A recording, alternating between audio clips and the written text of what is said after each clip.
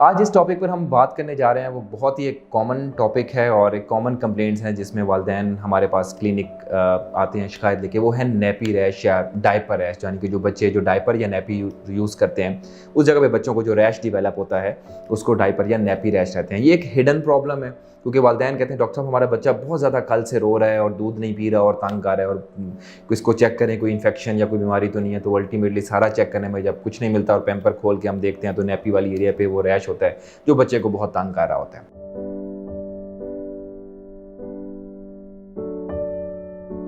जी अस्सलाम वालेकुम, मेरा नाम डॉक्टर मोहम्मद नुमान मलिक है और मैं चाइल्ड स्पेशलिस्ट हूँ और चिल्ड्रन हॉस्पिटल लाहौर में पिछले 9 सालों से अपनी खिदमात सर अंजाम दे रहा हूँ। इसके अलावा मैं जॉर्ज टाउन लाहौर में अपनी प्राइवेट प्रैक्टिस भी शाम को करता हूँ।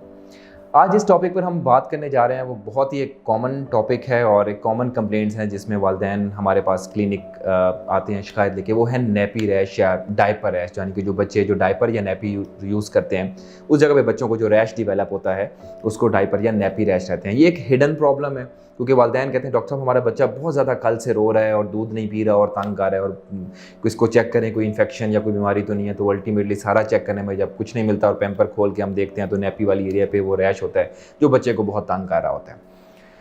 तो अब देख लेते हैं कि नैपी रैश की वजूहात क्या हैं। जो सबसे कॉमन वजह है नैपी रैश की वो है ह्यूमन वेस्ट। जो बच्चा स्टूल पास करता है और वो नैपी वाले एरिया में काफ़ी देर पड़ा रहता है, वो एरिया डैम्प हो जाता है, उस पर जो बैक्टीरिया वो ग्रो करते हैं, वो गैसेस प्रोड्यूस करते हैं, ख़ास तौर पे अमोनिया गैस।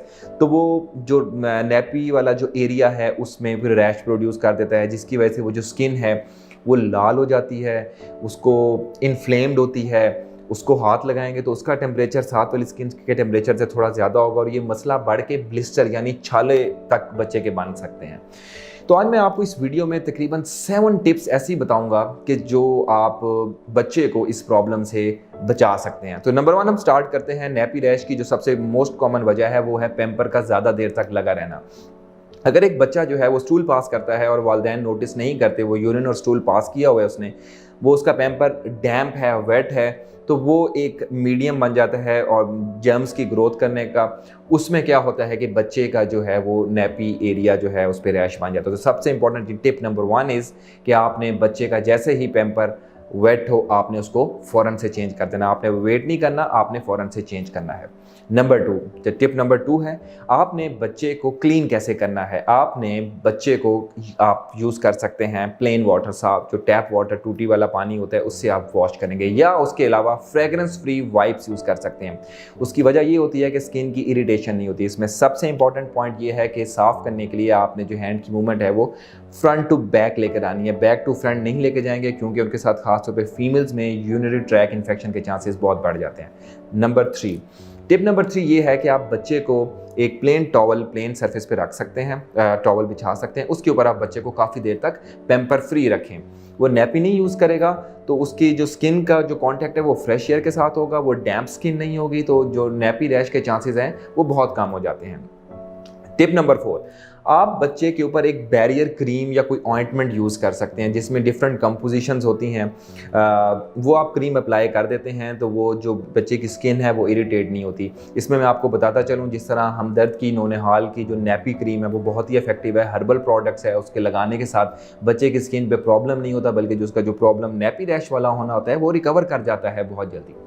इसके बाद मैं आपको बताता चलूँ कि सबसे इंपॉर्टेंट चीज़ ये है कि बच्चे को आप डेली नहलाएंगे। मैं रिपीट करूंगा कि डेली नहलाने का मतलब दिन में 1 दफ़ा नहलाएंगे। कुछ वालिदैन बच्चों को दिन में 2 से 3 दफ़ा नहलाते हैं, उसकी वजह से जो उनकी स्किन है वो ज़्यादा ड्राई हो जाती है और नैपी रैश के चांसेस बहुत ज़्यादा बढ़ जाते हैं। सेकेंड लास्ट थिंग मैं आपको ये बताता चलूँ कि इस जो ट्रीटमेंट मैंने आपको बताई है इसके साथ अमूमन जो नैपी रैश हैं वो विदिन 3 डेज़ यानी कि 3 दिन के अंदर बिल्कुल ठीक हो जाते हैं। और अगर ये नहीं ठीक होते तो लास्ट थिंग सबसे इम्पॉर्टेंट है कि आप अपने डॉक्टर को विज़िट करें क्योंकि ये कन्वर्ट हो सकते हैं किसी किस्म की फंगल या बैक्टीरियल इन्फेक्शन के, जिसको आपका एक चाइल्ड स्पेशलिस्ट देखकर ट्रीट कर सकता है। तो उम्मीद है आपको इस वीडियो में ये नैपी रैश से रिलेटेड जितनी भी चीज़ें हैं वो आपकी आज क्लियर होंगी और आप आइंदा की बच्चे की जो लाइफ है उसमें आप इन चीज़ों का ख्याल करेंगी ताकि बच्चों को नैपी रैश से बचा सकें। Thank you.